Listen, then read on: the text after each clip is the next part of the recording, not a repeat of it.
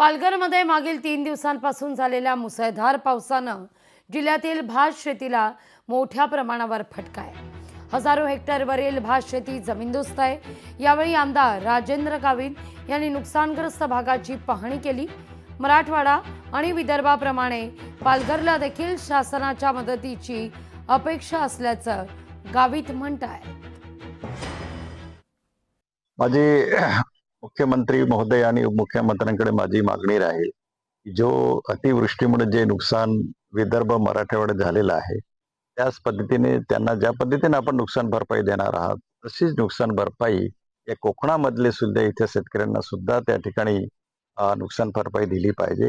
मराठवाडा आणि विदर्भाला जे काही नुकसान भरपाई आहे त्यापेक्षा चांगली नुकसान भरपाई या ठिकाणी देण्यात यावी अशी मी मुख्यमंत्री आणि म्हणजे शासनाकडे मी या ठिकाणी मागणी करतो।